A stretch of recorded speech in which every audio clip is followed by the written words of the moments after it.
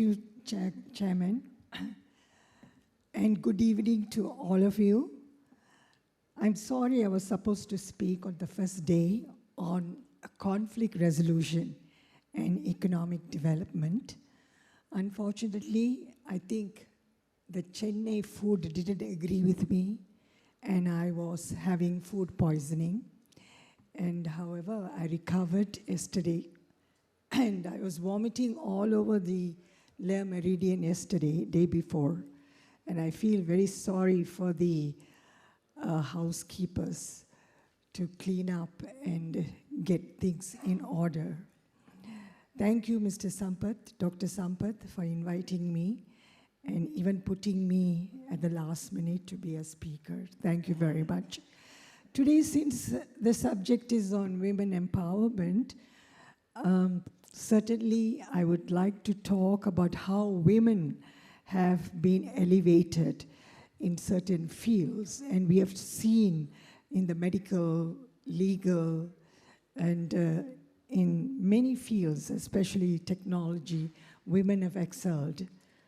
But in defense itself, one must understand there are hardly well-known specialists in the field itself.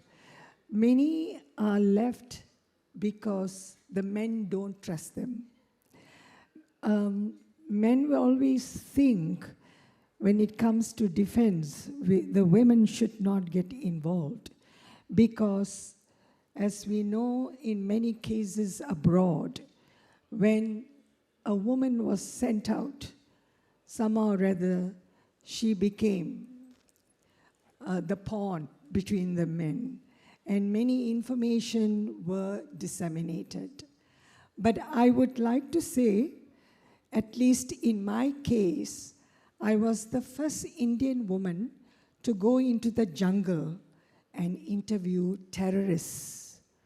Devaravadi is a very strong word, and it is cultivated by the Americans. When we try to analyze what is a terrorist, we begin to understand they are just human beings like us. But what makes them a terrorist, what makes them different from us, is important. When you divide people between race, religion, development, it is only wise that the person who's underprivileged will take the onus to fight. And that is what has happened in the place where I did my research, which is Mindanao in Philippines, where the Muslim majority they were considered the minority there, but in their regions they were majorities, and how they were denied the rights. When I say rights, basic rights, rights to sanitation, drinking water, proper roads, they don't seem to have. And how do you expect, development to take place? The Christian populated areas, so well advanced, very much, in the know-how of things, but not in the Muslim areas. And that is why, from as early as 1979, you see them fighting for equality. And equality here does not just mean men fighting, but also women, the Muslim women, whether they were given the rights or not. We were talking about 33% representation and so forth. Most countries do not accept the 33%. Malaysia also, we have been advocating 33%, but till today we have not been successful. At the same time, we are far behind many countries like India or Sri Lanka. We don't even have a woman prime minister. So what is the point of talking 33% when we got eligible women who can advocate and come to the forefront, but yet we find men do not want us to be in the forefront because of the discrimination. We were talking about discrimination by the advocate and even Ulaganayagi. I cannot forget that name because I always think of Ulaganayagan, Kamala Hassan, and I just adore him for the strides he have made in the cinema world. And I think people with that kind of names, always excel. But let me tell you how I experienced going into the jungles itself. Once you go into the jungle, you're not sure whether you will come back. Because when they know you have learned what is there and you have become quite well known in the scene and you seem to be knowing too much, they classify you as a spy. Are you a spy for the Americans, or are you a spy for your own country? These are the questions that occur in their minds. And true enough, because it is only natural for anybody when you walk into his house to decipher what you are up to. But because I was a researcher, I was not linked to any political grounds, and I didn't have an agenda. But basically, it was research to find out what a terrorist's life was. And I never believed in the word terrorist because he is a freedom fighter. When you deny anybody the rights, he becomes a fighter. Even for us, if we are denied our human rights, we will rise up to take up arms. And this is what happened even during the times of Netaji, when the Rani of Jhansi was formed. The women that was brought in was basically Netaji's philosophy that equality reigns. Men and women work together. There was no Tamiran, there was no Malayali, there was no Punjabi, there was no Bengali. It cut across race, creed, religion.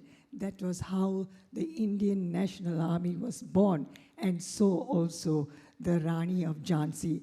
And women from Malaysia, we were known as Malaya then, Singapore, Burma, all of them joined because the call was to oust the British.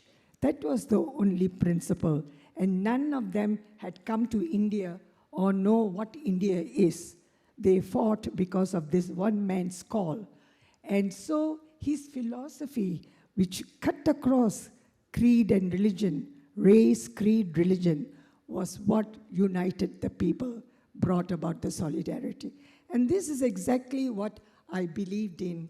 And I thought, even in the jungle, when you have so many splinter groups from one National Liberation Front, and then you got the Islamic Liberation Front, and it just has grown into another 20 over groups.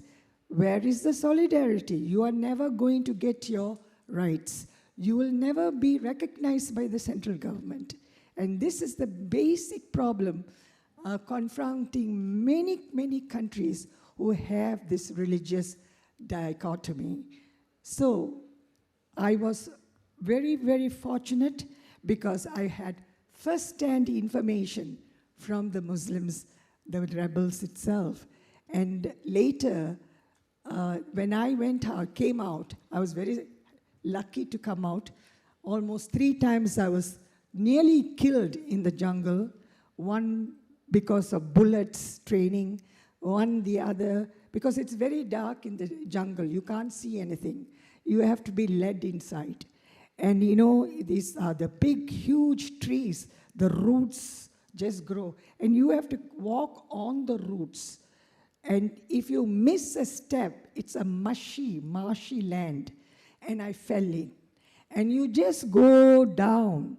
And I was going down and down, and I was yelling. It came up to my knees, And then suddenly I see some hands pulling me up. If the hands didn't come, I would have just been drowned. So things like this, one has to take the plunge. And what people asked me later was, Why did you do it and not a man? The men never came. They were scared because they said, we are not prepared to give up our lives. But I took the plunge because I said, unless somebody moves in, we will not be able to know the truth. So, till today, I stand as the only Indian woman who has gone to the jungle, interviewed these rebels, and came out with lots of ideas from them and not from the Americans. So it is very crucial how we look at life, as mentioned, education. If not for education, none of us can be at par with a man or above someone. Education treats us to be equal to all. Liberation is through education, nothing more. And we have to recognize equality, equal rights, all through what we say as the human force, working together and sharing thoughts together.